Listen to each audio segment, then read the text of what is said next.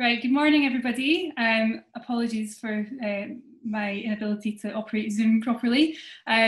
So my job here, so I'm Emma Hutton, I'm the Head of Communications for the Scottish Human Rights Commission, and for one more week I am the chair of the Henry Communications Working Group.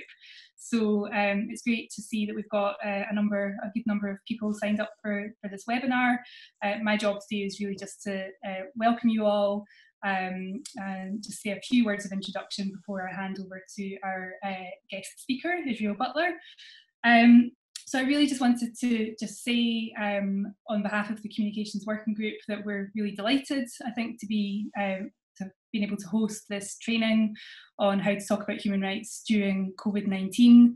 The working group for the last couple of years has been doing quite a bit of work to build capacity within our membership and within our institutions more generally around taking a strategic approach to communicating about human rights, really recognising the importance of the role of communications in helping to promote and protect human rights more generally, and trying to kind of build understanding across the NHRI network of that importance and the role and some of the things that we need to do to be better at communicating about human rights.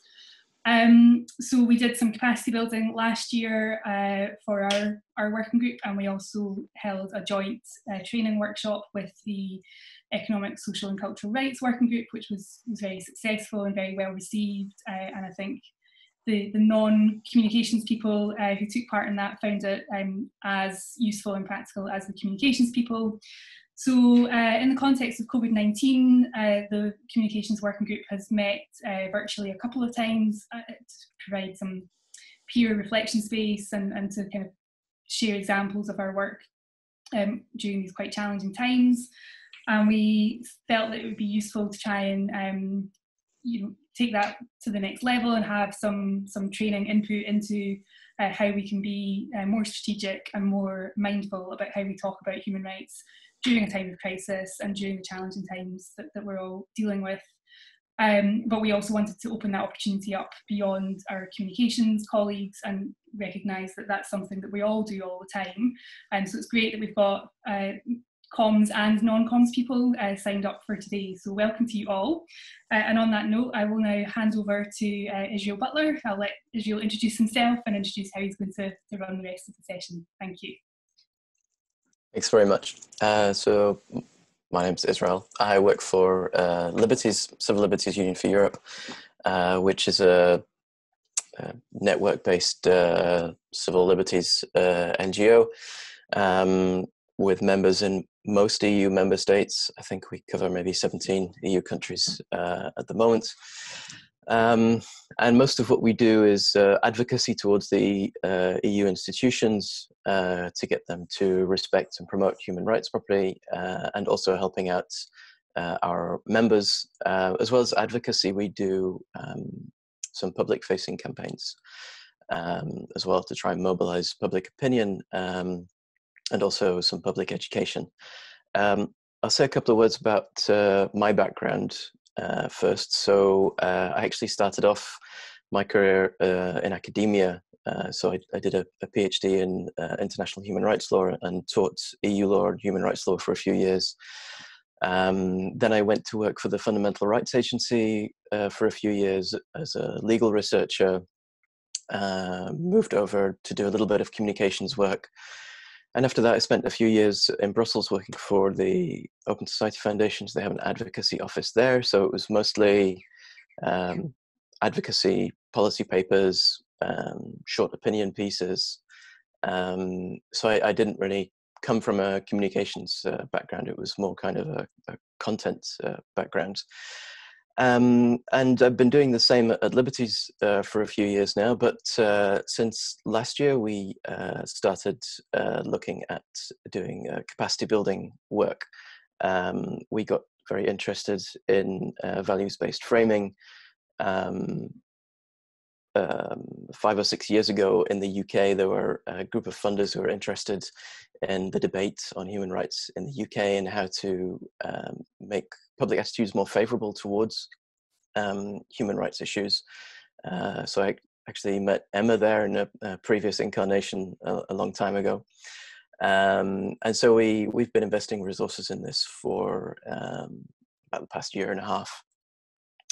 And today I will speak about a particular technique or school of communicating that you could call values-based framing.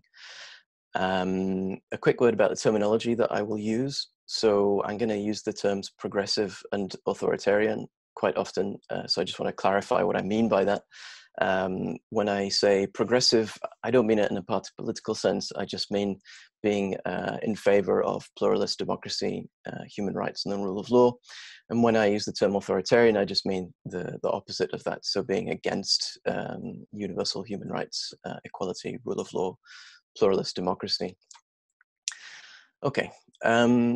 So what is values-based framing? It's a way of communicating that's based on research from the brain sciences. And this research explains the role that language plays in shaping people's attitudes and opinions on social, political, economic, but also even personal issues.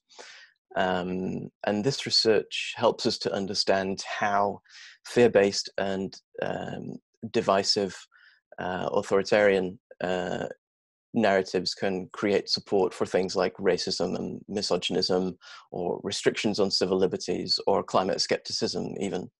But this research also helps us to understand how progressives can frame our communications in a way that creates support for our issues like inclusion, integration, and human rights. I'll divide the session into three.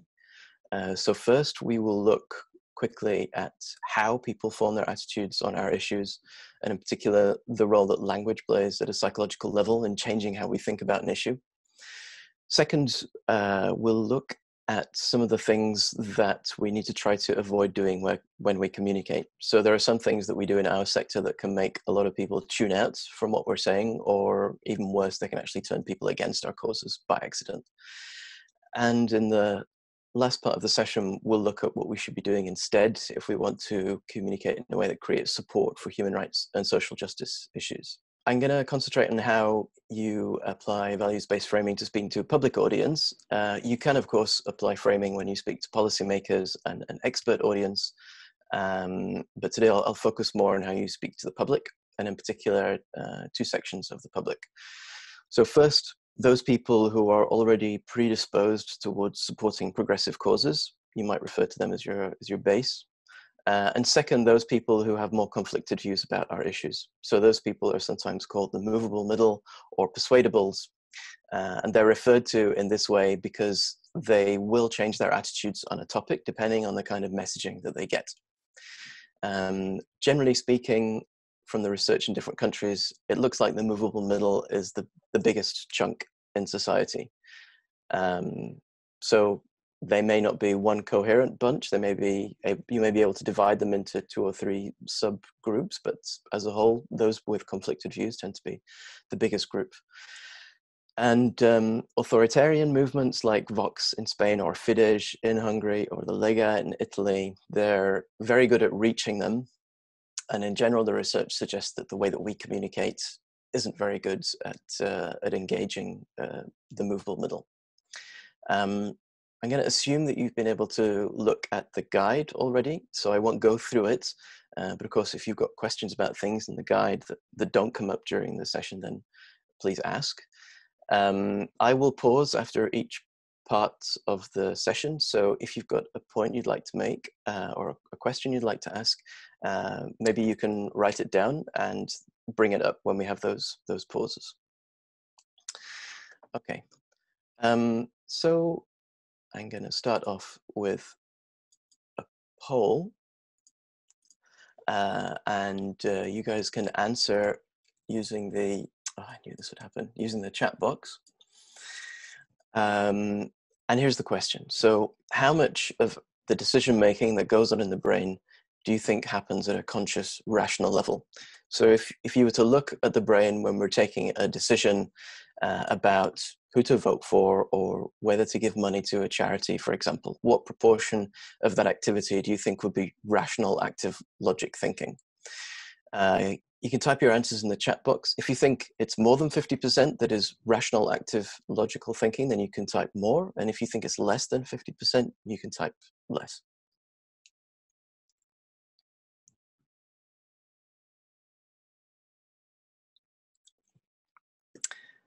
And yes, unfortunately for us, it is less. It's a lot less. So how does the mind work? Most research suggests that over 90% of our decision-making is subconscious. So we're not the rational, logical beings that we think that we are. Most of our decisions and attitudes on social political questions are determined by the values that we prioritize, and those values operate subconsciously. They tend to work in the background, and we're not always really aware of them unless we actively start to think about what's going on. So there are tests that you can do online to work out what values you prioritize. These are the same tests that social psychology researchers use when they do their research into this field of study. And it's not that we don't use logic and rationality. So sometimes we are forced to think about the choices that we're faced with, and then we might use logic and rationality to work out what the right answer is for us. You know, people who've studied things like political science or sociology or law, which a lot of us working in this sector have, and people with an academic background more generally, we're trained to think in a very clinical, rational, dispassionate way. But we're exceptions. Usually for most people, it's not how it works. So some of you may have heard of the social psychologist Jonathan Haidt, and the way he explains this is the most accurate way to understand how the mind works is like a rider on an elephant. So the elephant is our subconscious value structure, and the rider is the conscious rational mind. And if we try very hard, we can steer our choices using logic and reasoning, but the normal way of things is for the elephant to go where it wants, and we kind of follow. So we take decisions about questions of right and wrong, and then we often use logic and rationality afterwards to try and explain and justify what we've chosen. And our problem as progressives is that we tend to be educated to think that the rational mind is in charge, that we base our decisions predominantly on facts and on knowledge. And that makes us think that we have to communicate using facts and rational arguments only. So we tend to believe that the truth will set people free. But actually, if we want to persuade people to change their attitudes on something like discrimination, or if we want to share our social media content, then just using rational arguments isn't very effective. So we have to talk in a way that activates certain values that are held in their subconscious. So we have to transport the logic and the facts to our audience in a way that also appeals to their values. And when we explain our issue using a frame or a narrative that activates progressive values, it kind of reconfigures the mind. The mind becomes ready to allow in all of those facts that you want to give them to substantiate the point that we want to make. Okay, so what are values? Some of you may be familiar with this values map. Values are deeply held guiding principles that shape how we see the world, how we think society should function, what motivates us, our attitudes, and ultimately it has a big impact on how we behave. I don't have time here to go through this in a lot of depth, but the slides that I will send later do include a reading list if you want to go into more depth. What you can see here is, as I mentioned, it's called a values map. It's based on research by someone called Shalom Schwartz. It's based on research that spans several decades on studies that have looked at many different cultures in different countries. And their conclusion is that there seem to be about 58 different values that are present across all cultures. So everybody places importance on all of these values, but to different extents. Okay, so they're all present, hardwired in the brain, but some people will prioritize certain values over others. So for someone who prioritizes self-direction, then what's important to you tends to be creativity, freedom to think and do what you like, getting good at physical or mental activities, And those things are important to you just because you find them intrinsically rewarding rather than because they give you any external recognition. For somebody who prioritizes universalism, it's important that everybody is treated fairly. So they tend to accept and embrace people who are different. They care about nature, they care about people who are not part of their in-group. And for someone who prioritizes benevolence, you tend to place importance on helping people within your own community. So you want to be a good neighbor, you want to be reliable, loyal, and honest to those around you. What the research shows is that people who tend to place priority on these three values tend to be more supportive of human rights for everybody, equality, accepting of people who are different from us, welcoming of migrants. They tend to be more caring about the environment, supportive of public protest, supportive of giving development aid, more supportive of redistributive welfare systems, more interested in where your clothes and your food come from, for example. So I'd call these attitudes progressive. And if you can create narratives that activate these values, then you are more likely to create support for progressive causes. And then you have the values in the lower half of the charts. So tradition. Someone who prioritizes tradition tends to see traditions and religious rules as important and in need of preservation. For people who prioritize conformity, it's important that everybody should obey the rules. They don't like it when people rock the boat. They don't want to upset people. For those who prioritize security, what is important is safety and stability at a societal level, but also family and personal level. They're also quite concerned about good health and cleanliness. People who place more priority on power value thinks that it's important to be able to control others, to be wealthy, to be influential. And people who place greater value on achievement think that it's important to be successful and have others look up to you. So these people tend to be ambitious, want to rise to the top, so that they can get recognition and admiration from their peers. And people who place emphasis on conformity, tradition, security, power, achievement, their attitudes tend to be opposition to human rights. They tend to oppose activism. They are in favor of a strong law and order approach. If you think of what Trump is saying a lot at the moment, law and order is very concise tweets. They would tend to emphasize punishment in prison rather than rehabilitation. They're in favor of concentrating power in a strong leader. They tend to be prejudiced against marginalized groups. They do not agree with equality. They also tend to endorse blind patriotism and traditional morality. And these are attitudes that I would term as authoritarian. So if you activate these values in your communications, even if you're doing it by accident, even if you're trying to use these values to promote human rights, you will probably undermine support for the progressive causes that you are trying to promote. And I will give some examples of how that can happen in our communications.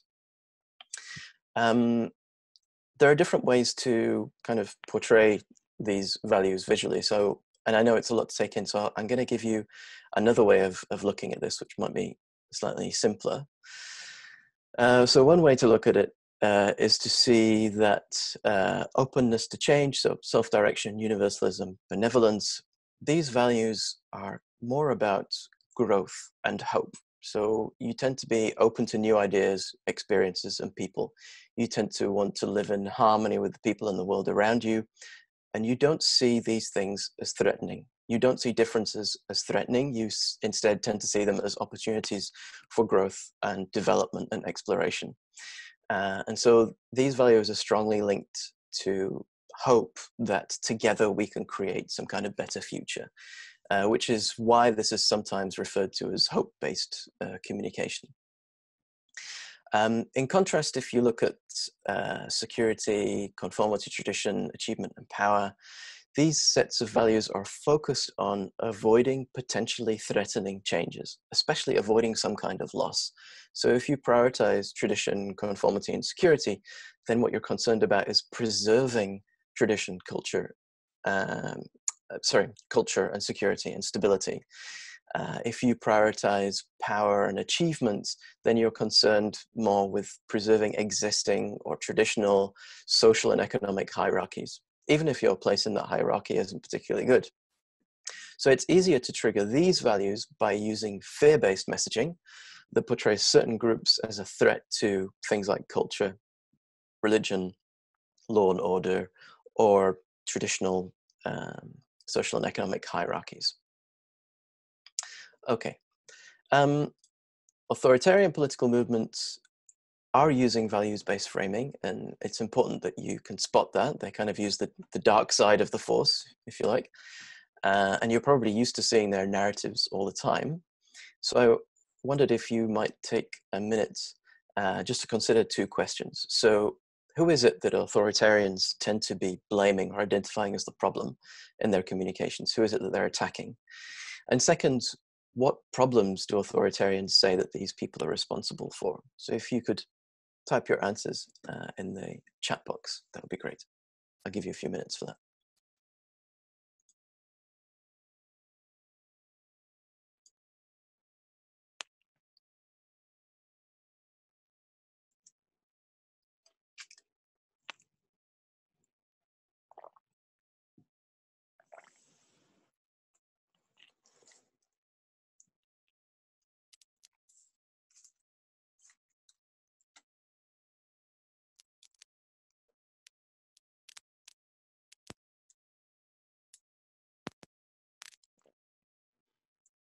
Yeah, so we've got,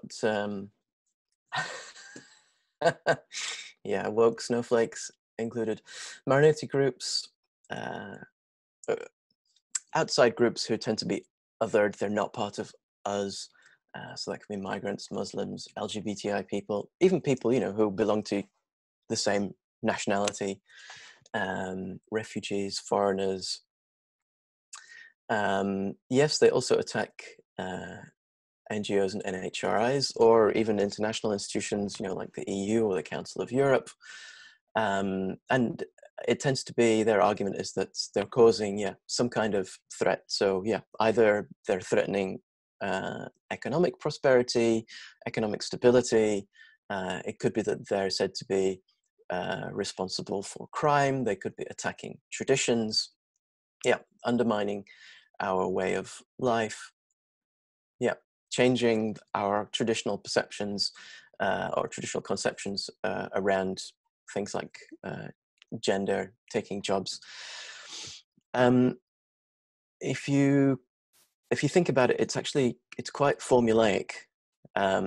So yeah, there's kind of like any marginalized group, whether they are kind of part of your cultural or national in-group or not, can be attacked. So it tends to be migrants, ethnic minorities, LGBTQI, religious minorities, feminists, vegans as well. I guess vegans probably should go down here as part of the elite, but I'll come back to that in a moment. So any marginalized group, and that can be culturally specific. So in some countries, that's going to be Roma. In other countries, it's going to be migrants.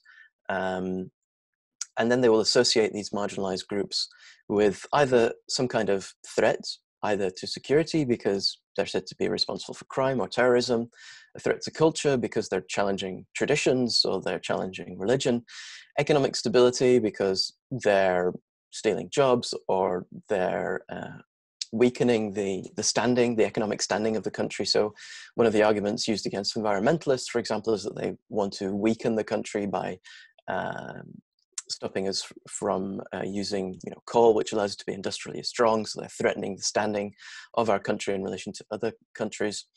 Or they can be kind of competition-based narratives. So these groups are responsible for changing traditional socio-economic hierarchies, whether that is creating greater equality for ethnic minorities or for women, for example.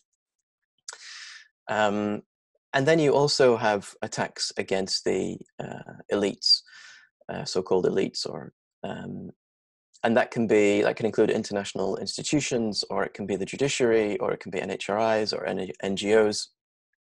And I think within this probably is also this attack on what you might say globally, the so-called metropolitan elite.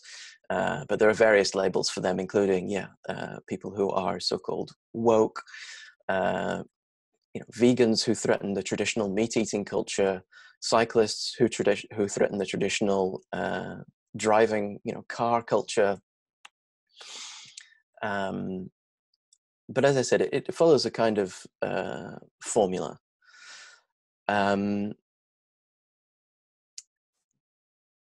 As I mentioned earlier, it's important to remember this idea of fear. So all of these narratives are designed to evoke fear and anxiety about losing something. And if you think about it, they're all tapping into these values of security or tradition or power and achievement. So those that are about disruption of social economic hierarchies, like feminists are taking over, or ethnic minorities are taking over and want to oppress whites, it's associated with achievement and power values, which are connected to traditional social economic hierarchies. And those are narratives that are more about marginalized groups being responsible for crime or upsetting tradition or attacking religion are more focused on these values. So authoritarians are very good at values-based framing, and they do know what they're doing. As was mentioned earlier, all of these groups are portrayed as others. So they're either portrayed as outsiders, foreigners, invaders, or they can be portrayed as insiders who are betraying the in-group somehow. Or they will also use dehumanizing tactics, so referring to groups as animals or insects. And the idea is here to emphasize differences in lifestyle, opinion, culture, languages. Why? Because evolution has hardwired us to see outsiders as potentially threatening and disruptive. And authoritarians also do this because they really need us not to feel empathy towards the people they're targeting, because that makes it easier for us to scapegoat them, for us to harm them, and to treat them badly. Okay, so that's values. What about frames? You can think of values a bit like passengers, and the frames are like the vehicle. It's like the train that conveys the values, that transports values to your audience.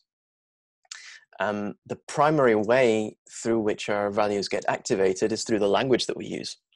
And when we communicate, we tend to use mental shortcuts. So our brains don't look at the world and process everything from fresh like it's the first time. It's just too exhausting. So we tend to think in concepts, in frames. And a frame is a mental shortcut. It's a shortcut to a concept that will have certain properties, performs a certain function, and will activate certain values. So if I say to you, a restaurant, you have an image of a place where you can eat. There are tables, there are waiters. There are things that fit into that frame, and there are things that do not fit into that frame, like a beach. You wouldn't expect to have a beach in the middle of a restaurant. You wouldn't expect to have a doctor operating on someone in the middle of a restaurant. So a frame will include certain things and exclude other ideas, and it creates a kind of system, a way of thinking. I'm going to describe a couple of experiments now, which will illustrate how frames can activate certain values and can direct people to thinking in a particular way about a particular topic. So one of these experiments, which some of you may already know, is the Wall Street game versus the community game. So experimenters got a group of people together to play a game. They divided them in two. The game was exactly the same. And the rules of the game were you have some resources and you have one round after another. And in each round, each player can decide whether they should share resources with the other player or whether they should take resources for themselves. So should they cooperate or should they betray the other person? And as I said, the rules are exactly the same for each game. The only difference was that the two groups were told that the games had different names. So for one group, they were told this game is called the Wall Street game, and for another group, they were told this game is called the community game. So let's have another poll. If you think that people who played the Wall Street game were more likely to share their resources, type share in the chat. And if you think that people who played the Wall Street game were more likely to betray the other person and take resources for themselves, type betray in the chat.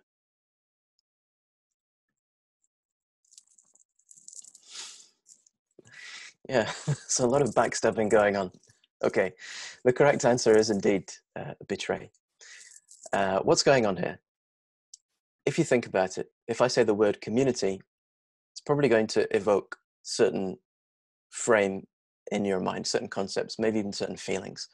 You're probably thinking solidarity, cooperation, working together, sharing, having a common goal, coexisting. It's probably triggering underlying values of benevolence and universalism. If you remember, they were in the top half of that values wheel. If I say Wall Street, especially in a Western culture, that is going to evoke a particular frame as well. Maybe it will even give you a particular nasty feeling inside. But you're probably going to be thinking about people competing with each other, climbing over each other to get to the top, being the strongest, being very cutthroat. And that will probably be triggering values around achievement and power. So indeed, the researchers found that those who played the community game were more likely to cooperate with each other, whereas those who played the Wall Street game were more likely to betray each other. And it's not that this is some kind of magical rule. It doesn't happen in 100% of cases, but there is a noticeable change in behavior between the two groups. So we can use language to activate frames that connect to particular values, and that will influence how people see an issue and then how they behave. And there are other experiments that show that this can work on your policy choices as well. So there's another experiment where people were given an identical passage to read about crime in their city. And the text was the same, except for the way that crime was described. So one group had a text which talked about crime as a beast, and another group had a text where crime was described as a virus. And participants were asked at the end of reading the passage to pick which kinds of policy measures they would support to deal with crime. So after reading the passage, would they support kind of more holistic measures like better education, more spending on public services, or would they support kind of more law and order measures like more spending on the police and harsher prison sentences?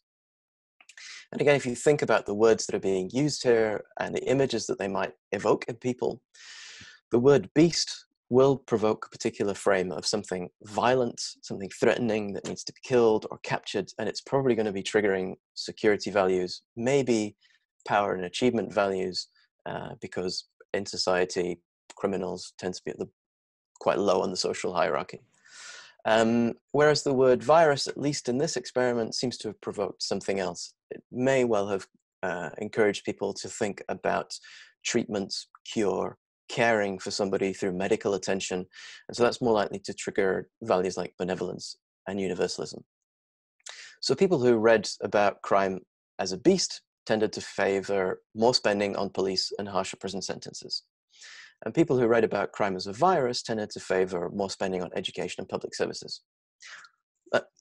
These experiments don't mean that you can kind of just copy and paste this terminology to your issue and it will have exactly the same impact. So it's going to depend a lot on the words that you use and their meaning and their connotations in your particular culture. And if you think about it, especially now during the pandemic, virus can also sound quite threatening. So it could also provoke a reaction where you will be in fear for your health.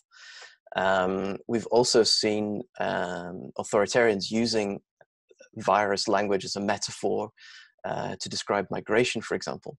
So it's always important to check the impacts of your frame by trying to do some kind of testing. Now, because we think in frames, if we want to communicate in a way that makes people support our issues, then we have to use or create frames that will activate progressive values, which is what we will look at in the part 2 in a moment. But I'm going to pause for a moment and ask if you have any questions.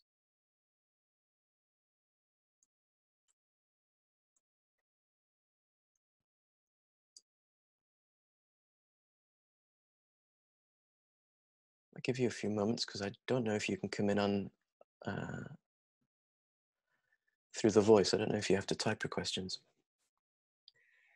If you'd like to ask a question, maybe just raise your hand and then I can click a button to allow you to speak.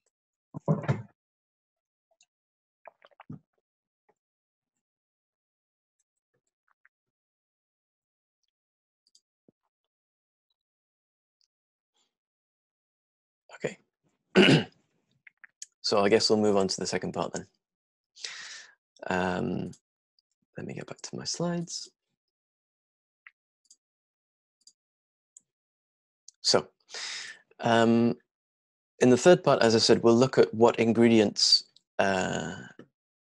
need to go into building a persuasive, progressive narrative. But first, let's look at some of the things that we should try to avoid doing in our communications. So frequently we repeat the damaging frames around an issue, and often these are frames that have been created by authoritarians themselves. And there are different reasons that we do this. Obviously, we're not trying to shoot ourselves in the foot, but sometimes we do it by accident. So sometimes we repeat damaging frames just because that's become the common way of talking about a particular issue. Or maybe the authoritarians who are promoting a damaging cause have been very clever, and they've put their damaging frame into the actual title of the law or the policy that you're talking about. And then, especially for lawyers, it's quite difficult not to use official titles of legislation when you're talking about it. The Hungarian government's particularly good at this. So, for example, if you look at the legislation from a few months ago, which basically allowed for a rule by decree, it was called the Act on Protection Against Coronavirus. And what you saw were a lot of people who were who were talking about this legislation and trying to point out that it kind of almost creates a dictatorship, were repeating the title or referring to it as the Emergency Coronavirus Law.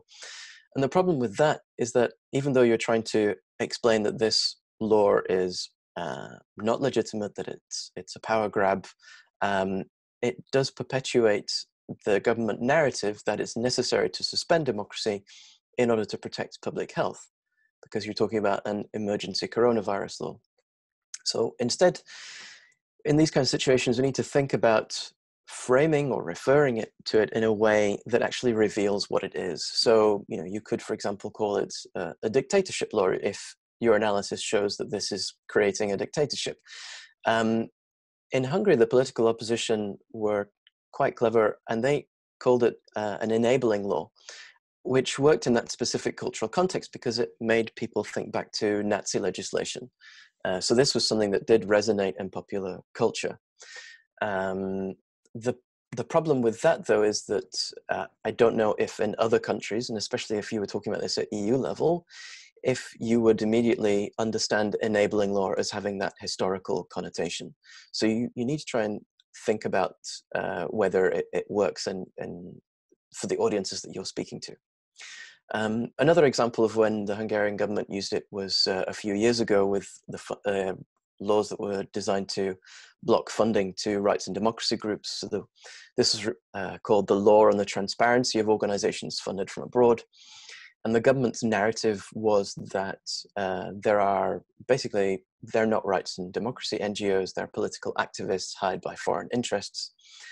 And the shorthand, the common shorthand to refer to the law became the Law on Foreign Funded NGOs.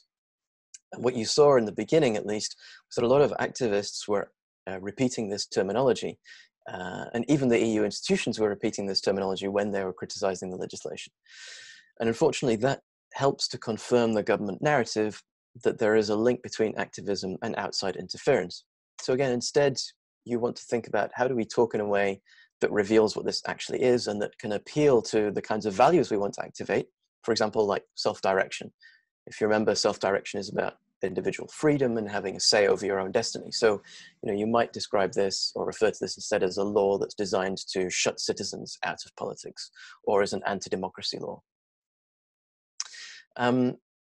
Another problem that we might encounter where we end up repeating a negative frame is that authoritarians, they may have hijacked a previously neutral frame and made it negative. So if you think back to maybe a decade ago or 15 years ago, the word migrant was probably more neutral, technical. Nowadays, there's been so many negative narratives around it that it has negative connotations. So using it to describe people who've moved from one country to another may actually be harmful, even if we're trying to promote access to services for people who've moved countries. There's some research in the US that suggested that using the term people who come here was actually better than using the term migrants, because it helps you focus on the fact that you're talking about human beings. Another reason that we might repeat a damaging frame is that we're trying to contradict what the other side is saying. So during the pandemic, we've seen the argument that if you want to protect public health, then you have to give up your rights. And this is something that I talk about a lot in the guide. And this is a frame that makes human rights and public health look incompatible. It's a frame that says you have to choose one or the other. And what we've seen is that some people are fighting against this by saying, okay, if we have to choose between public health and our rights, then we should choose our rights. We should be free. We should protect our privacy, even if that means creating a bit of risk to health. Or the other thing that we've seen is people focusing a lot on the proportionality argument. So where a lot of the literature, a lot of the blogs and the communication material have been about where do we draw the line when we're protecting public health between rights and health. And the difficulty with this is that you're confirming the frame that rights and health only exist in opposition to each other. So the only way that they touch each other is in conflict. And even if you're telling people to choose their rights, even if you're proving that the government is lying about the proportionality of measures, you're still cementing that fake damaging narratives that rights and health only exist in opposition to each other. And the problem is that if you put people in a position where they have to choose between rights and health, or rights and security, which is what happened during the so-called war on terror, or if you tell them that their health is under threat or their security is under threat, then you're going to be triggering security values. And for your movable middle audience, that's going to make them actually favor restricting civil liberties. So you're going to end up shooting yourself in the foot in terms of changing attitudes. You'll be moving them in the wrong direction. So instead of repeating the negative frame, you need to reframe human rights and its relationship with public health. Come up with a new frame that tells people what it is that we're in favor of, rather than repeating what it is that we're against. So something that captures the idea that human rights are tools that we use to make sure our governments put the interests of the general public at the forefront of decision making. That's the kind of frame that you want to emphasize. Now, I'm not saying that you can never talk about human rights being restricted. It can't be the only thing you talk about. So I'd say that you need to think about two things. First, look at sort of the globality of your communications and Corona. So if you look at everything that you're saying on human rights and public health, how much of the weight of that is talking about rights and health as being in conflict with each other? If you think about it, the vast majority of the relationship between human rights and public health is a positive one. It's that we need our rights in order to make sure our governments take the best decisions to protect public health, whether that's the civil and political rights that we use to make sure that we are directing our governments in the right way or holding them to account for the decisions that they make, or whether it's the economic and social rights that we need access to make sure that we have the supports if we fall ill or we lose our jobs. So there are actually only relatively minor aspects of human rights that legitimately need to be limited in order to combat the virus. The obvious one is freedom of movement, and the other one is maybe aspects of our privacy, depending on whether tracing apps actually work or not.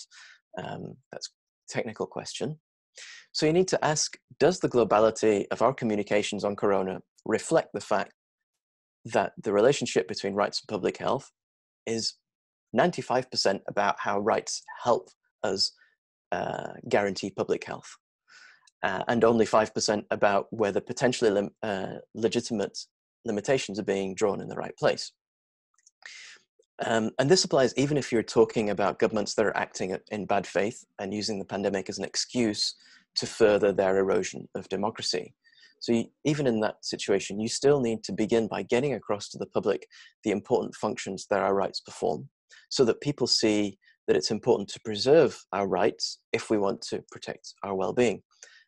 And if you can do that, it becomes easier for your audience to understand that some governments might be using the pandemic as an excuse to accelerate their attacks on rights. And the second thing that you need to think about when you're talking about this balance between public health and human rights. So even when you're speaking about limitations on human rights that might be legitimate, you still have to make sure that you break down for people what their rights are for and what they do for them. So why is it that free movement is so important? Why is it that privacy is so important?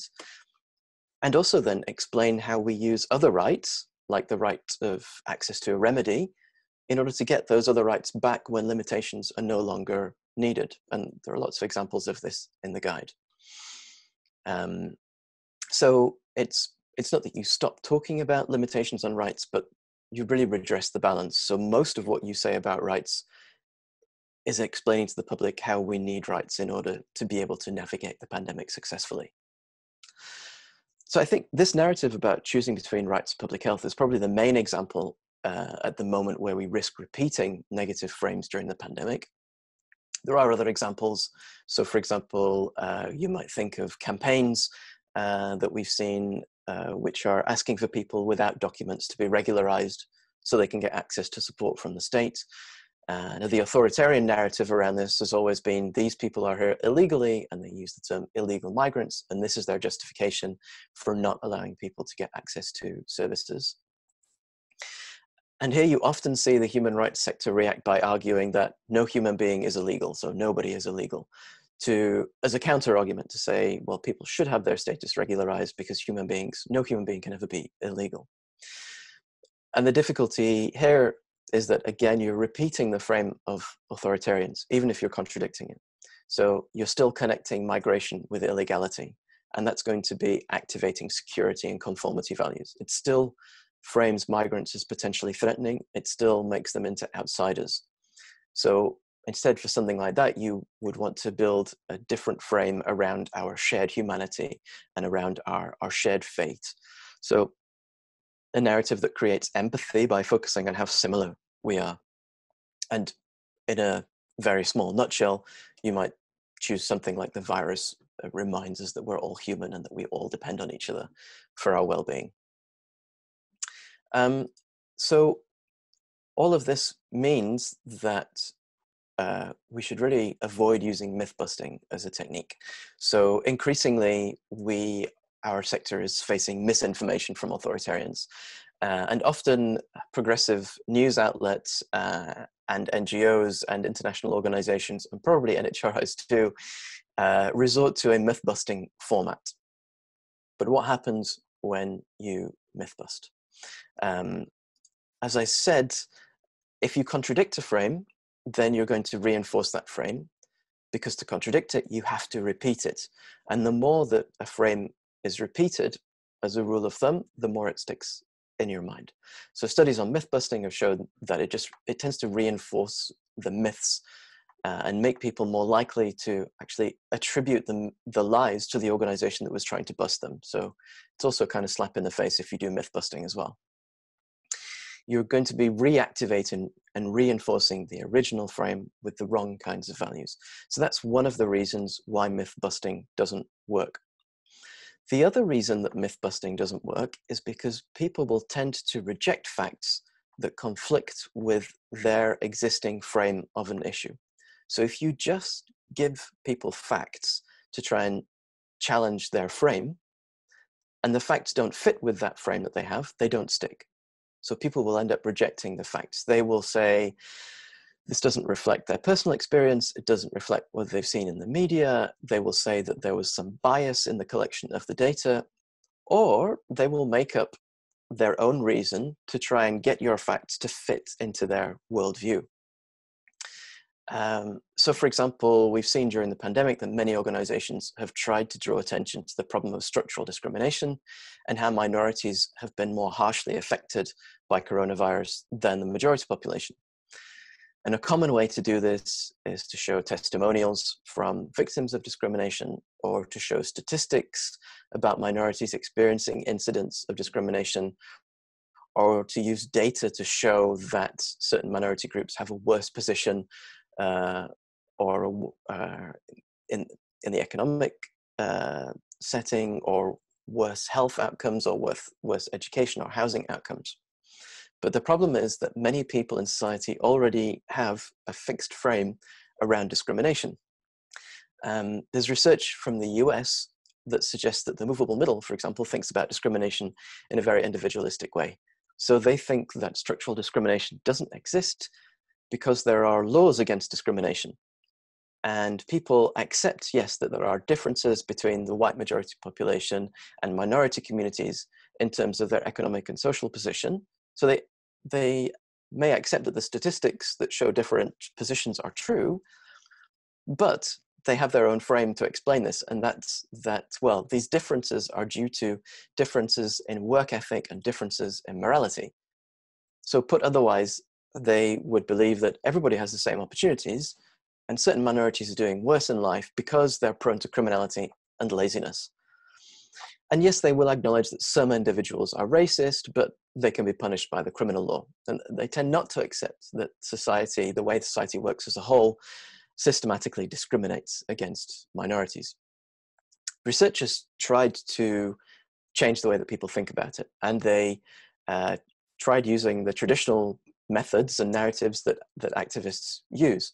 So they tried, for example, a white privilege argument to explain how this is something generational, and how over generations the majority population has had this privilege which has become embedded in the way that we divide resources in society.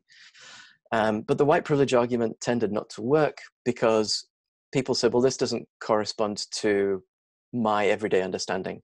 You know, I had to work hard in school, I had to work hard to get a job, I don't have a lot of money, it's difficult for me to get by, so I'm not privileged. It's not that I have privilege in comparison to these other people. They tried an argument to show the benefits of diversity, you know, and people agreed in theory that if people are allowed to succeed in society based on their merits, then it's good for society as a whole. But then what people tended to say was, but that means that you really have to take, you know, you really have to give jobs to the people who get the best results. And if you start prioritizing minorities through positive discrimination or affirmative action, then you're actually not taking the best people in society. Instead, you're prioritizing people who didn't get the best results in school, for example. So that didn't convince people either. And a kind of straightforward argument showing people statistics about the economic and social differences between different groups also didn't work, because people had their own explanation for that. They said, well, I see the difference, but it's not discrimination. It's because, you know, if they were like us, if they were hardworking and law-abiding like us, they wouldn't be in this position. So you can't prove to people that racism is a phenomenon that exists just by showing them statistics. And so this is one of the reasons that myth busting doesn't work. So what you have to do instead is to create a new frame with a new explanation for how the dynamics of this worked. And in this particular situation, the researchers found a frame that seemed to be persuasive. So they started off with the idea, which resonated with an American audience, that everybody should have the same opportunities to do well in life. So, you know, this idea of the land of opportunity. And then they said that for people in our communities to have the same opportunities, it means that all our communities need to get access to the same resources, whether that's schools, hospitals, public transport, or museums. And then they explained that being connected to resources is like being connected to a national power grid. So kind of, you know, the electricity grid that the communities are connected to. And some communities are just not as well connected to this grid. They're off the grid. They have fewer resources for things like schools and housing. And this was a problem that disproportionately affected African American communities. So they used a metaphor to explain structural discrimination. And this idea that communities didn't have the same connection to the grid, researchers found that it was an effective metaphor for helping people to understand how structural discrimination works, and therefore to acknowledge that it does exist. So what you're doing here, instead of busting a myth with statistics, is you're creating a new frame about structural discrimination. It's no longer about some people lacking a work ethic or being lazy or being criminal. Instead, structural discrimination is about how well communities are connected to resources. And that would mean that your movable middle audience is now more open to receiving all those facts that you wanted to give them, to explain to them, and to illustrate discrimination and disparities between communities. So you might have seen other research carried out in the UK by Equally Ours, which also tested some other metaphors to try and explain structural discrimination. If you haven't, I've included that report at the end of these slides in the reading list. So just because we shouldn't myth bust doesn't mean that we can't respond to lies. Instead, we should use a technique called a truth sandwich. I've gone over that in the guide. I'll give an example of it now in the third part. And I've kind of illustrated it a little bit with how the researchers reframed structural discrimination. So instead of directly contradicting the myth, you introduce a new frame, and then you can give your facts. Okay, so that's the end of the second part. And I saw that there was a hand raised. So if somebody has a question.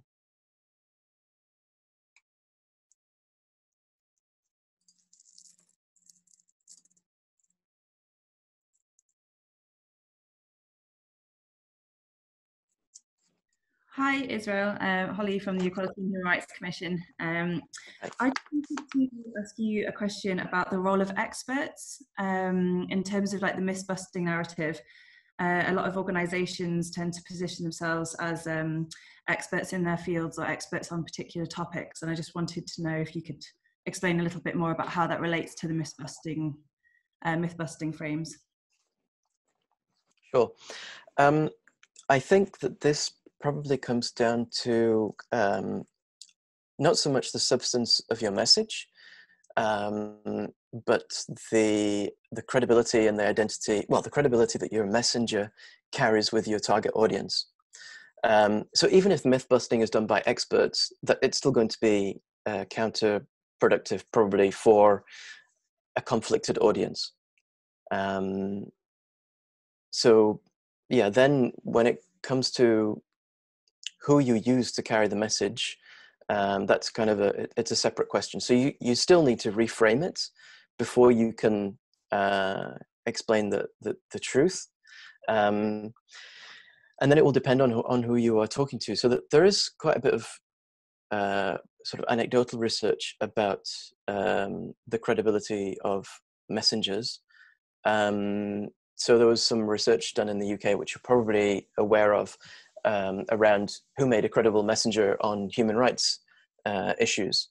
And the research found that, for example, human rights activists tended not to be seen as credible messengers by movable middle audience because they were seen as too self-interested in the issue. But they did find credible messengers in people like, I think, nurses and firefighters. So people who belong to a respected profession and who didn't seem to have a kind of self-interest or a personal stake in the argument. There's also some research from the Joseph Rowntree Foundation in the UK on poverty and credible messengers there. And there they found that the Anglican Church was seen as a credible messenger, probably because people saw the church as a kind of legitimate spokesperson on moral issues.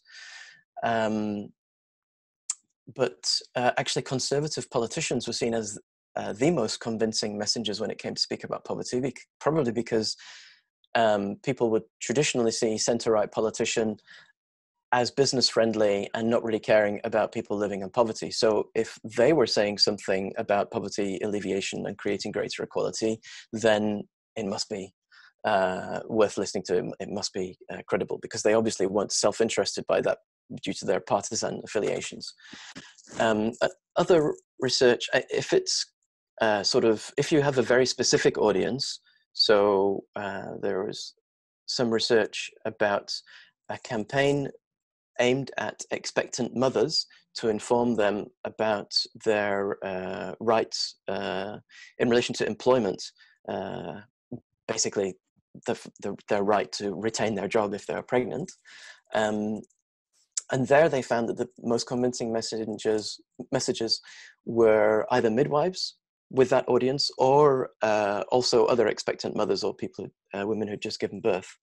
And on a lot of other issues, I mean, it can depend. Sometimes celebrities will work, but sometimes not. So as Emma's written in the chat, it works best if it's someone who's had personal experience of that. So I don't know, if Chris Martin from Coldplay starts speaking about poverty, it's probably not going to be very credible because it just doesn't sound genuine. Whereas if Prince Harry speaks about mental health issues, that's different because he has personal experience of it. I think in the Irish marriage equality campaign, they found that I think sports personalities were also credible there, probably because they're kind of traditionally seen as the epitome of masculinity, and then speaking, about something that they don't have an obvious self-interest in, seemed to be effective with young audiences. And also, I think the Irish campaign found that just sort of someone who was seen as an ordinary person who appeared to have given thought to a particular issue were also convincing or more credible. So it will really depend on the audience. I think, obviously, if you're talking to policymakers, that's definitely a point where you need to bring in experts because they have credibility. If you want to try and convince academics, for example, that they should be talking about a topic in a particular way or addressing a particular problem, then you probably want to bring in someone who is respected by them as their peers, rather than someone who doesn't have that standing and credibility among that audience. So it really depends on your audience, and it's probably something that would benefit from testing as well, if you can. Cool. Okay, so how do we build progressive narratives, or the things that we should be saying? You may have heard this before, but often our sector, we tend to focus on the injustice. We tend to speak about those people over there who are suffering, and it's immoral that they suffer, so we should stop this.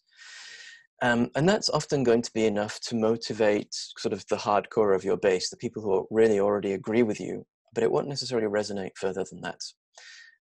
So instead of just focusing on or starting your communications by focusing on the injustice or the problem, if you want to reach a middle audience, then it can be better to take a step back and start off by reminding people about what they find important.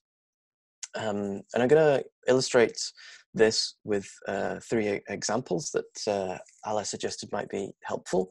So one is media freedom, the other is social security, and at-risk groups who are being held in detention. So sort of 3 dummy narratives that I've laid out for you, and in different, I kind of tried to dissect them for you. So you don't have to do it in this order. I find it's easier to talk it through in this order when I'm explaining how you might create a narrative, but it doesn't necessarily have to come with the value statement first. It can be another element first. But anyway, I would say it could be a good idea to start off by explaining in a positive way what it is that you're trying to promote instead of what you're fighting against. And for us, this usually involves a human right. And as I explain in the guide, rights are concepts that they probably don't mean much to people outside our core base of supporters. So the movable middle probably doesn't have a very accurate frame for human rights. It can depend on the national context. You may find people who can name, my right to free speech, for example, or my right to vote, but generally speaking, they don't really understand what human rights are for. And in some national settings, if there have been smear campaigns against human rights, then people are going to have a negative frame of human rights. Their starting point will be, when you talk about human rights, they think about criminals abusing the system or terrorists abusing the system. And so I think for a lot of us, what we need to be doing is trying to unpack human rights for people. So as a rule of thumb, if you're going to explain a human right, I would say, here's what you need to think. What is it about these rules that, what is it that they do that is so important that we decided to make them into a right? Okay. And we should try and explain them in ways that activates values of benevolence, universalism, and self-direction in our audience. The example I'm going to give you on media freedom is also an example of a truth sandwich, but I'll come back to that in a moment.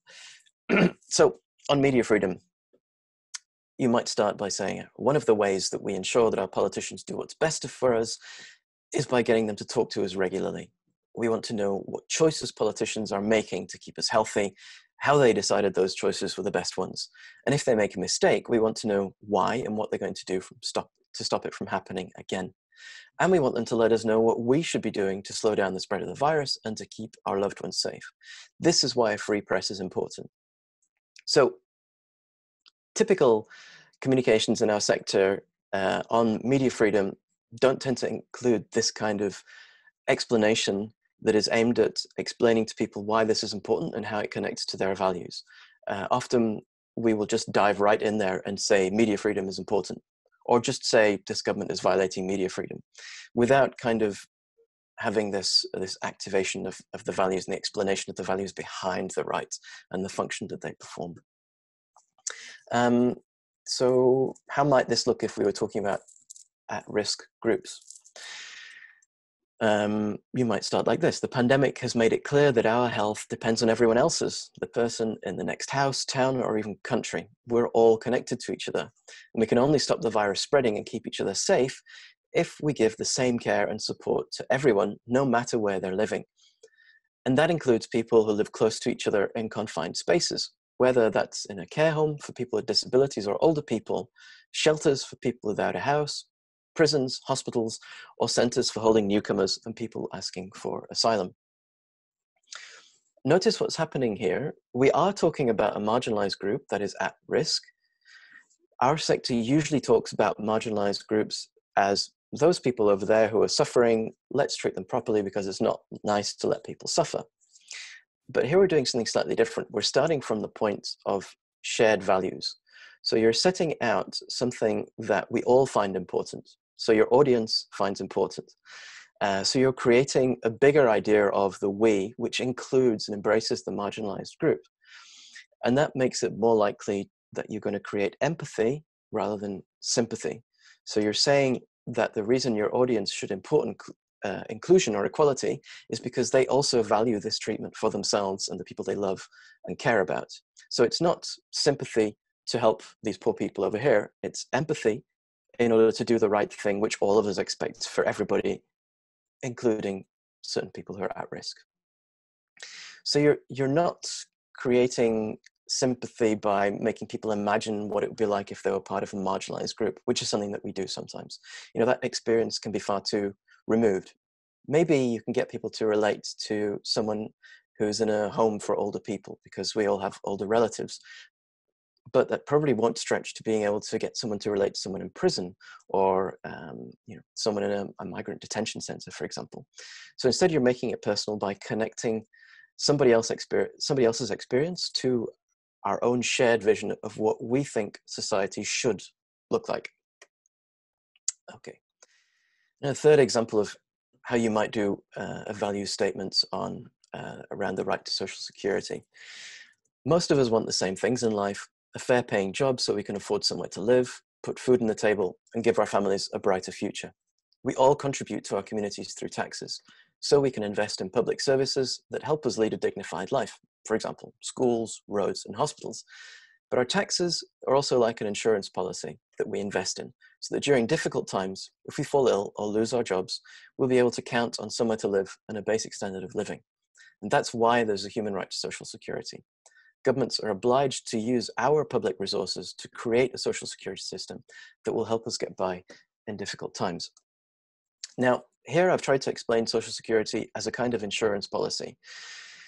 Why? Because it's good to try and use ideas and concepts that are familiar with people. However, whether this is a persuasive metaphor will depend on the culture in your particular country. So if you're in a country where it's common to have insurance policies, and people tend to be honest about when they use insurance, then this would probably work better in those kinds of situations. The other thing to think about with this, the way I've framed this, is that the frame concentrates on people who've lost their jobs and the idea that those people have contributed to a system that's designed to support everybody. So this kind of explanation might not work so well if you are talking more generally about care services for people who haven't been in work. So if you were talking about a broader idea of universal social supports, then you might do something different. You might want to concentrate more on how we all value human dignity and how all of us care for each other, for example. So it probably wouldn't look quite the same as this.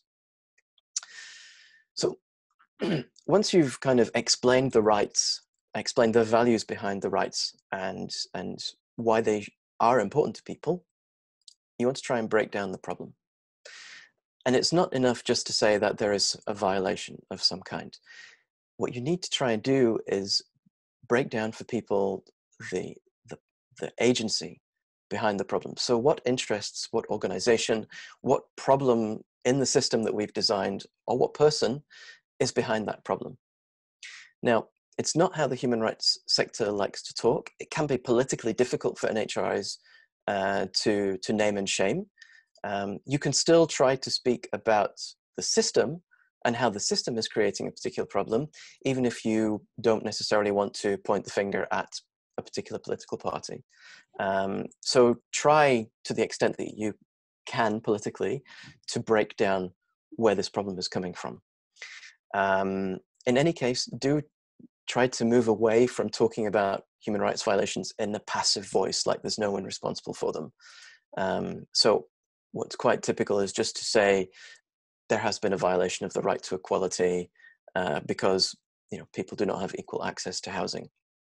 If you do that, if you don't explain the system that is in place that has created this problem, people fill in the blanks for themselves. And they will resort to whatever frame is most common in society. In many of our societies, it's kind of a bit of a right-wing frame, which is basically that if you're poor, it's your own fault. So that's why it's important to try and break down this process.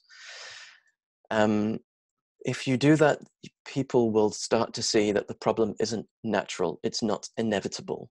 Something is happening, or something is not happening. We're allowing something to happen. We've created a system which produces this problem at the end of that chain of events. And if you do that, your audience will start to see, okay, if this is how the system works now, and we've designed the system or allowed the system to be in a particular way, also means that we can change the system and things can work differently. And that will set your audience up to receive the solution that you give later on. It then becomes a bit more simple. It becomes a bit more empowering because it's about changing the pattern of behavior or changing the system that's causing it. Okay, so what might it look like if you're explaining the problem around media freedom? Our government has cancelled future press conferences. Ministers say this is because it's not safe to have press conferences during the pandemic. But this is just an excuse. It's still perfectly possible for journalists to question ministers, even if they're not in the same room. All of us know this because we all have video conversations over the internet. Some politicians just don't want their citizens to be able to check whether they're spending public resources properly, taking the right decisions, and learning from their mistakes. So this one is an example of a truth sandwich. What you're doing here, if you have a problem, but there's also kind of misinformation about that problem, then, as I said, instead of myth busting, what you want to do is a truth sandwich. And you start off with your frame about media freedom. So what was the value statement, explaining what media freedom is, what it does, why it's important. And then in the second stage, you break down the problem, but you also explain sort of the misinformation behind the problem. So you explain, why is it that politicians are doing this? Why is it that they're trying to mislead the public? This may be difficult politically for NHRIs. So I guess you have to be cautious with this. But yeah, to the extent possible, you should try to do it. It's important when you're handling misinformation to try to explain the kind of bad intention behind the lie, because the research shows that when you want to correct a myth, it's important not just to create an alternative frame, it also helps people let go of the myth if you give them reasons to question the credibility and the motives of the person who promoted, or the government that promoted that myth to begin with. So that's how truth sandwiches work. Okay, how about breaking down the problem for at-risk groups?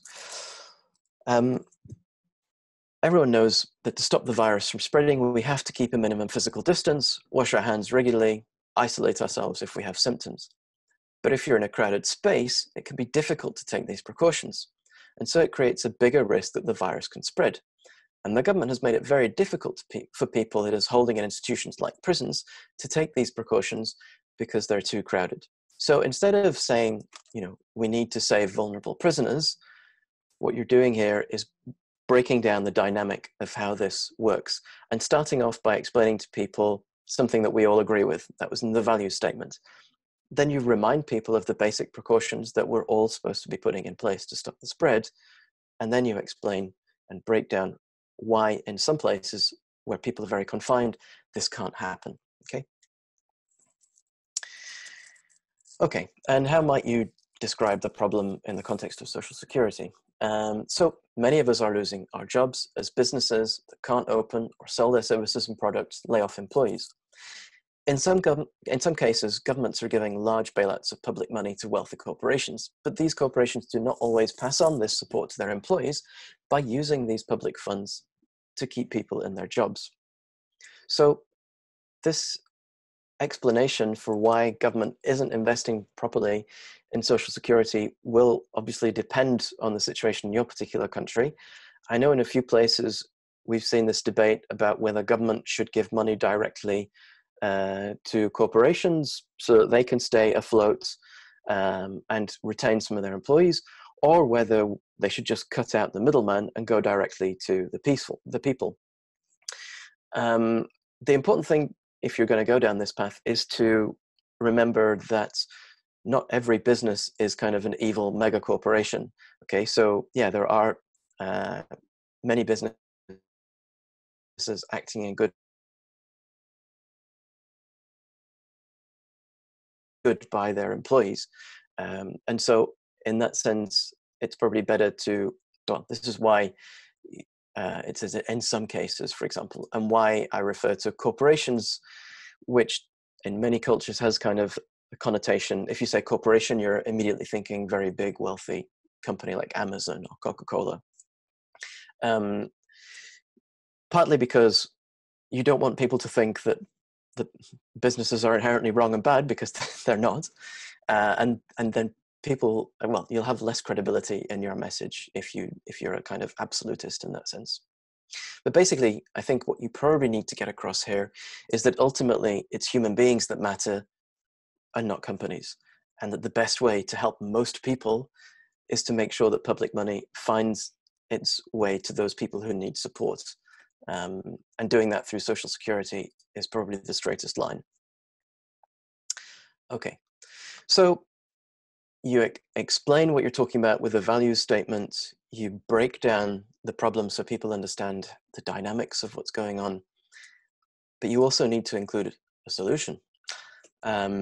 Our sector is really good at saying that there's a problem without saying how we can put it right. In fact, a lot of blogs I read, including from my colleagues, are basically 95% problem and maybe 2 sentences about what we can do to change this. And often if there is a solution, it's usually very vague and short. So you often see recommendations like more needs to be done, or more action needs to be taken, or this law needs to be abolished. And that's not good enough. It's not that you need detailed policies, okay? At least if you're doing advocacy to policymakers, yes, then you need policies. If you're trying to talk to a more public audience, you don't need detailed policies. So there's a communications expert from the US, Anat Schenker-Osorio, who many of you may have heard of, but she's like, people are not really interested in the recipe, they're interested in the cake. Okay, so what you need to do if you're talking to a less expert audience is to include broader solutions that come across as common sense. Okay, so not detailed policies, but common sense solutions. You have to include a solution because people need to see that there is a course of action that they can get behind that will make things better. So if you don't include a viable solution, they will think that there's nothing that they can do to change it. So they will agree that there is a problem, but then they'll shrug their shoulders and say, you know, it's a shame that people are drowning in the Mediterranean, but you know, what can you do? So you have to include a solution. And when you're talking about your solutions, you should think about structural rather than individual solutions. So imagine that you are talking about, I use the environmental example because I think it's the easiest one for people to relate to. But instead of telling your audience that as individuals you need to buy energy saving light bulbs or have shorter showers, instead your solution should be the government should make the sale of energy saving light bulbs mandatory, so get rid of light bulbs that are inefficient, or the government should change its specifications for the amount of water pressure that comes out of a shower, that kind of thing. So it should be something that individuals can lend their support to, but the solution should be structural rather than individual. Concentrating on individual solutions is actually, there's a risk that you end up dissipating and dissolving support for the big structural solutions. So if you look at what governments do, at least I've noticed this with the government in the UK, is that they're constantly pushing the responsibility back to individuals and saying, you know, it's your job to save the National Health Service by washing your hands and keeping distance, rather, and that kind of distracts from the structural solution of the government needing to invest in its health service, for example, or buy more equipment. Yeah, so try and go for structural solutions as well. The examples I've given you here are hypothetical, more to give you a flavor of what I'm talking about. So, for example, media freedom. Most other countries in Europe continue to have press conferences online and allow journalists to ask questions that the public want answered. There's no reason that we can't follow the same example. And then call to action, really, it can be as little as just asking people to share your content online. It doesn't need to be a petition necessarily. It doesn't need to be part of a big campaign. It's just, it's getting people to do something to signal that they're part of a kind of, that they have a particular social identity as people who care about this issue, which over time can help to build a movement and a base of people who will then act on other calls to action that might be bigger later on. So an example of a solution for in the context of prisons that we were talking about, we can protect the health of everyone by allowing people who are already being prepared for release to leave detention and instead be monitored in their homes. And this will create enough space for prisoners who need to serve their sentences and keep a safe distance while in detention. Or the one on social security, bailing out large corporations does not ensure that public money supports ordinary people. It's only by supporting people directly through social security that we can have money to pay rent, buy food for our families. The contributions that we've made to our shared public funds, like an insurance policy, should go back to supporting us to live in dignity until difficult times pass. Okay, so there are other elements and other things to consider to go into a narrative, but those are kind of such as the identity, credibility of your messenger, the images that you use, but those are kind of the core three elements, I'd say: the value statement, explanation of a problem, explanation of solution with a call to action. I mentioned that it's really, really useful to be able to test your messages to see whether they work with your target audience. There is a useful guide from Public Interest Research Center on how to test your communications, which includes some low budget testing methods. There are some examples of narratives which are a bit more expansive than the ones I've given you. You'll see quite a few of these are from us. where we were kind of writing slightly more extensive articles rather than short snippets on how you might talk about different topics. But there's also a few from Brave New Words. That's the podcast of Anatchenka Osorio. She has some good stuff.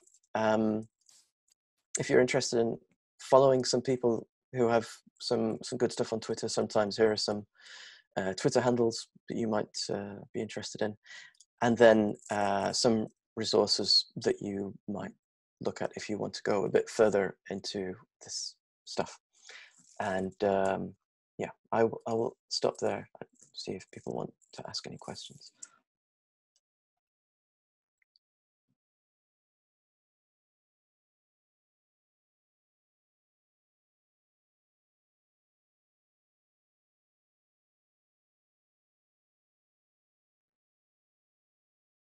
It seems no one has a question just yet. I might jump in with a question. Thanks a lot for the presentation. There's a lot of very useful tips and tricks there. I was thinking a bit about the some of the discourse that we see now about using this as this crisis at the moment to change some of the structural problems that exist in society, and kind of not going back to the way things were before.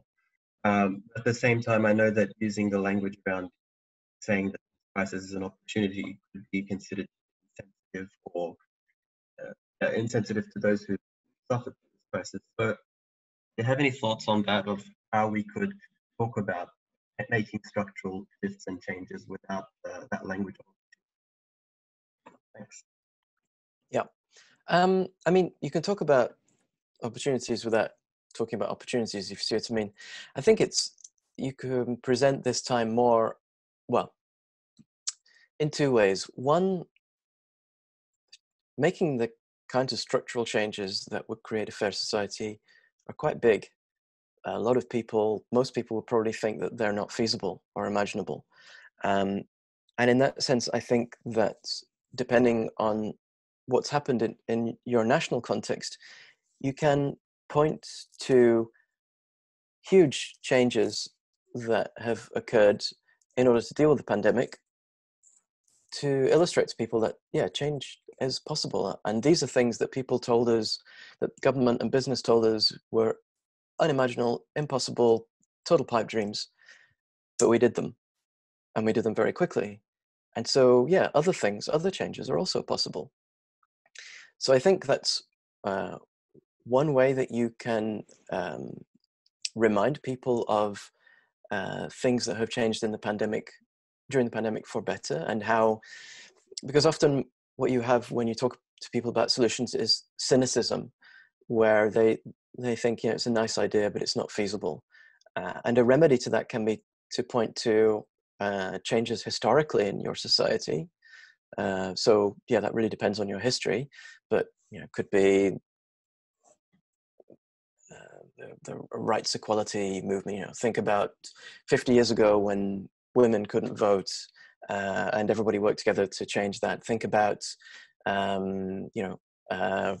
when we lived under communism and everybody thought that would last forever, and we were able to change that. Or think about when we didn't have protection at work or paid leave, and how we changed that. So, but you can also talk about things that are current and now, and so that's one way in which you can make people think about big changes in the pandemic, to show them that other structural changes are possible.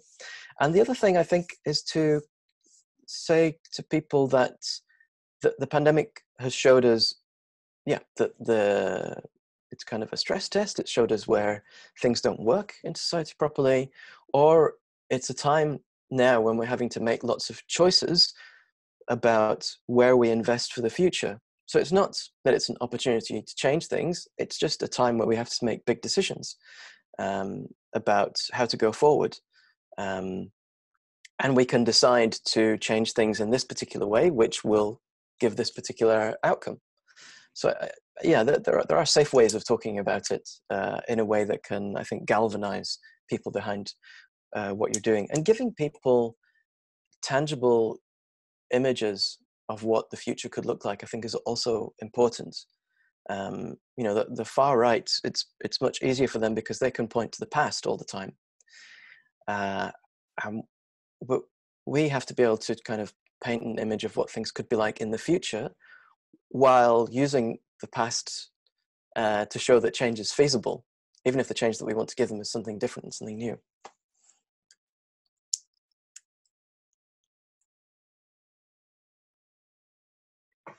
Thanks. I see there's a few questions in the chat.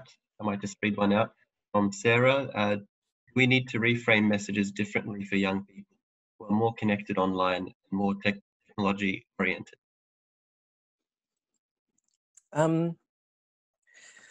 Okay, so there's I think there's a distinction between framing in terms of the technique of how you develop frames that activate particular values, and then how you do that in a way that specifically sparks a light in your audience. So one issue is to do with the channels that you use and the type of content that you use in order to transport your frame, if you like. So for example, if you're talking to a target audience who you know is particularly into, you know, football, or then maybe, or if you want to talk to, I don't know, an LGBT audience, for example, then you would choose messengers that are credible and that resonate with that audience, and choose content that resonates with them. And so, you know, you may kind of write your frame out on paper, but then you need to work out a way of how do we kind of get the essence of this frame into the words of that messenger to that particular crowd. So I don't think, for the different audiences, it doesn't change in terms of the values that you're trying to trigger with the movable middle, but it will change where you promote, what kind of content you use, what subject matter you use in order to talk about this issue. So yeah.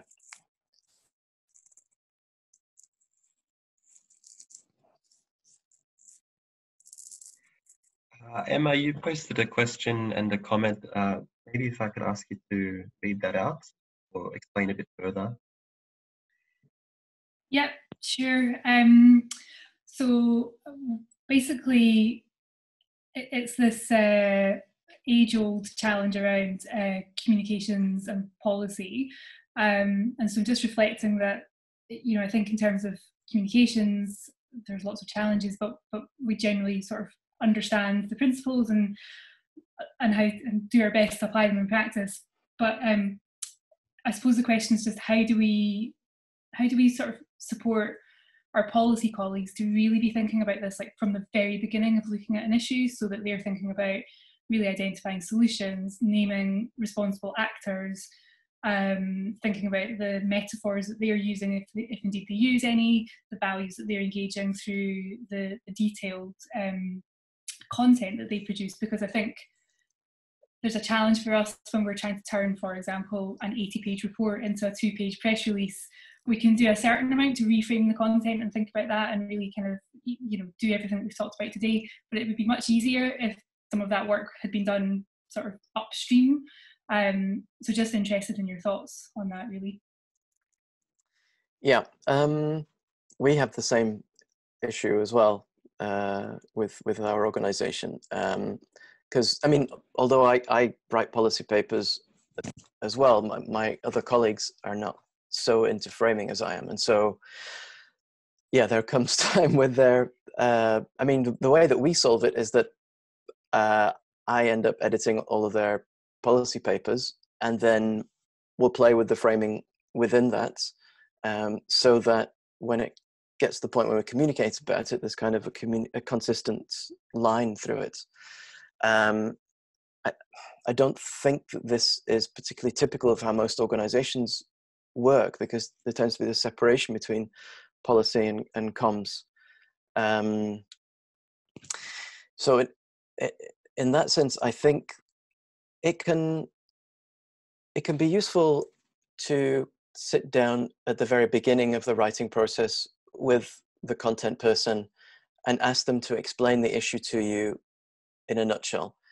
And in there, even though they may not have done sort of the research to fill in the details, they can tell you in general. Let's imagine they're writing a report about civic space and freedom of association. You might ask them, okay, can you explain to me, like, how is it that you characterize the role of civil society organizations in society, the problem that you see emerging from the research that you're doing, and the solution, and kind of do like a rough sketch of the argumentation at the beginning. And really, this is something you should be able to put in a piece of A4. And this, it doesn't change the technical side of things and the kind of policy analysis that you do, but it will shape how the report is written. So, for example, one of my colleagues was doing a report on civic space in Germany, and you might be aware or not that at the moment there's a debate there around some NGOs that are seen by the centre-right party as too political because they're working on environmental issues, which is kind of interfering with the centre-right's constituency of car manufacturers and stuff. And the way that the report was started out, it was saying that it's okay for NGOs to be involved in politics because they're not connected to a political party. So it was kind of framing civic participation as an element of the political process. And what we did there, well, I said, look, the problem is that what you're doing is, it's kind of like myth busting. You're starting off from their position that they're saying politics is for political parties. You're not a political party, so you shouldn't benefit from your tax exemptions if you're going to play in the realm of politics. And the report was written in a way that kind of tried to refute that argument while repeating it the whole time. And so there, what we did was to start from a different point and say, look, what is democracy about? It's about voting for political representatives who then vote according to act on their political conscience according to their partisan considerations. But it's also about the participation of citizens in between that 4 or 5 year periods whilst policymakers are taking decisions. And the way that people talk to their representatives is often through the intermediary of civil society, who help people to organize and articulate their views, and who will articulate public interest concerns, which are in international law or in the constitution, which any political part, which any government is supposed to put into effect. So they're non-partisan. And so then the argumentation in the report, it changed to, yes, it's politics, but it's okay for NGOs to be involved in politics, to you guys do partisan politics and we do participatory democracy, which complements representative democracy. So yeah, that was kind of a very roundabout answer of how we did it. But I would say being able to do that with your policy people at the beginning, and even when they're not writing reports, like this is a process that we actually need to go through internally, where I sit down with my advocacy staff and we develop a page of points. What are our lines to take on these particular issues? So for example, when it comes to artificial intelligence, how do we frame artificial intelligence in general? And that should then be the starting point of their thinking when they're writing these reports. And I think that's kind of how you get it into the DNA of the advocacy. Having said that, when you're doing framing through advocacy, it can be slightly different to when you're doing it with the public because of who it is that you're talking to. Part of the difference is the complexity and the technicality of the language. Technical language is suitable for most policymakers. But you also need to think about where your audience sits in terms of their values. So if you're talking to the public and you're trying to move the movable middle, then you should focus on universalism, benevolence, and self-direction. But often in politics, the people you're talking to are already predisposed progressives or predisposed in the bottom half of the circle.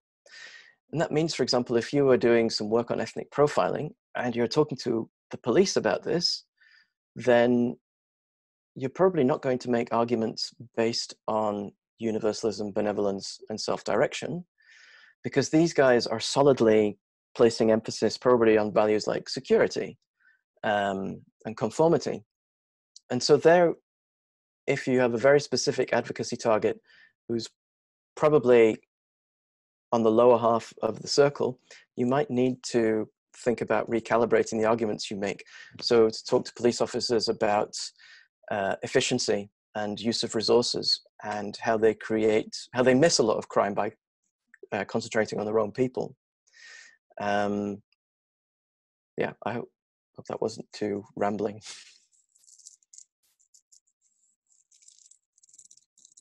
Thank you. I think Anna has a question next. Yes. Hi, everyone. And hi, Israel again. My question is, so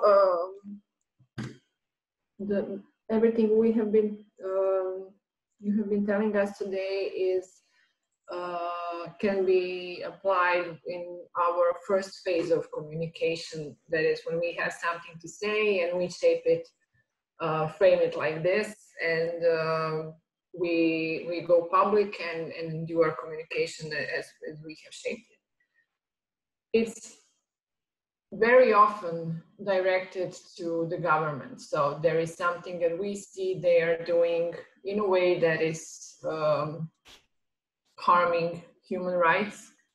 So our call for solution and action is aimed at them, that they have to do something in order for people's lives to be better. What happens in our case is that often that causes their reaction, which is not always civilized and pleasant.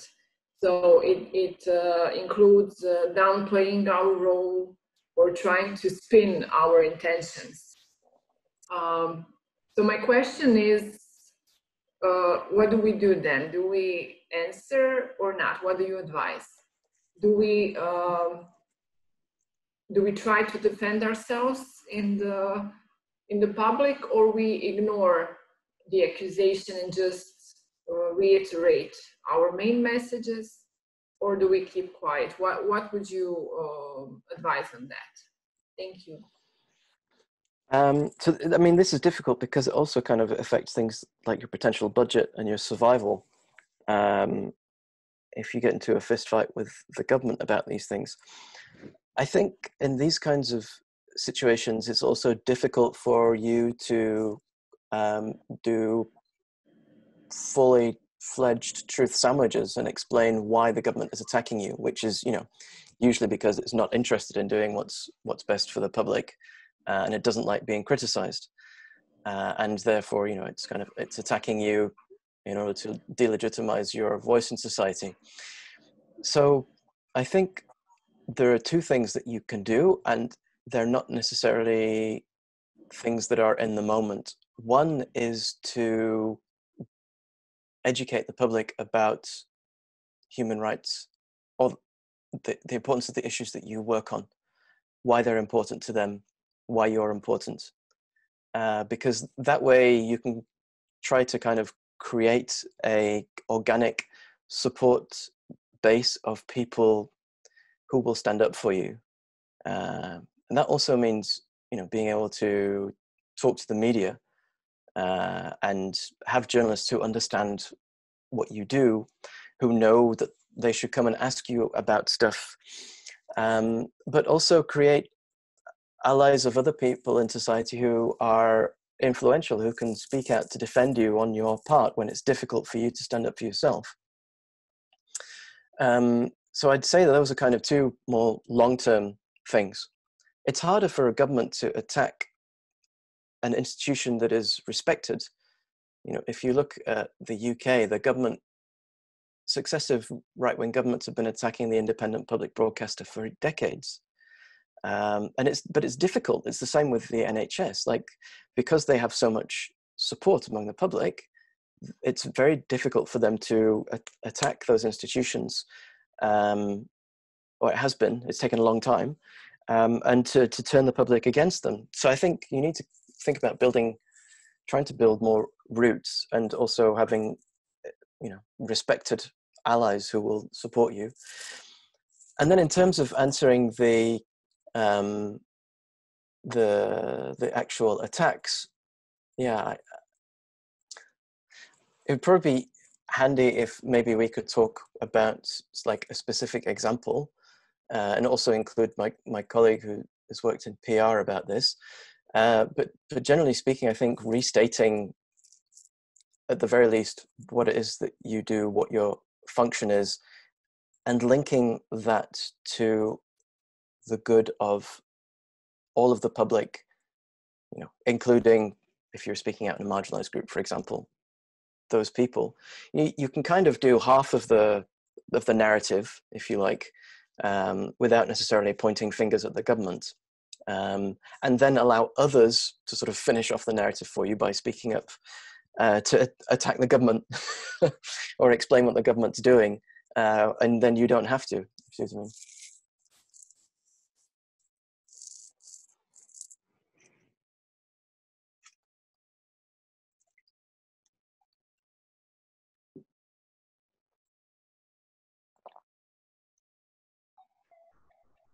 Are there any further questions? Feel free to just raise your hand or type into the chat box.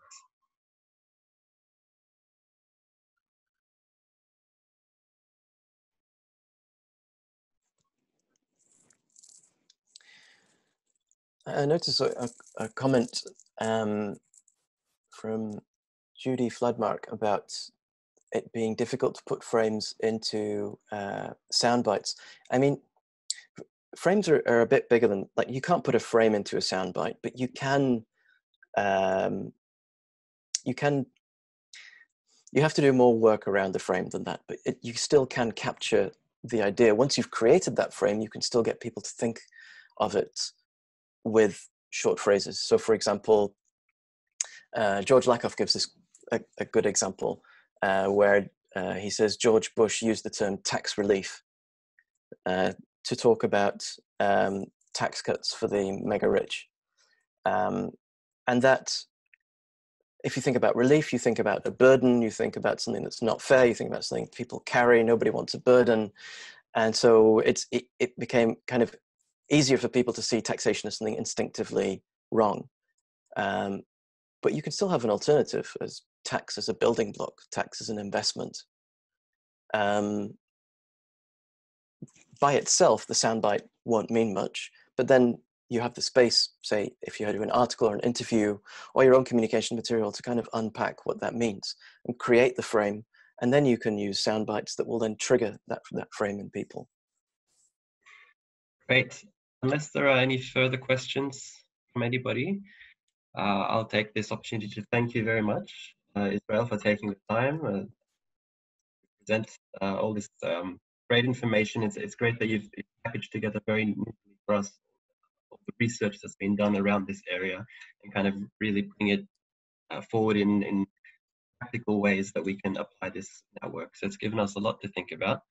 Thank you very much. And thank you also all the participants who've joined. And just a reminder that you can find the full guide from Israel on the web page of the webinar. There is a link there. So feel free to download and have a look further at some of the examples that were referred to. That's all. The recording for this webinar will also be available on the web page. So thanks once again, and have a great day, everyone.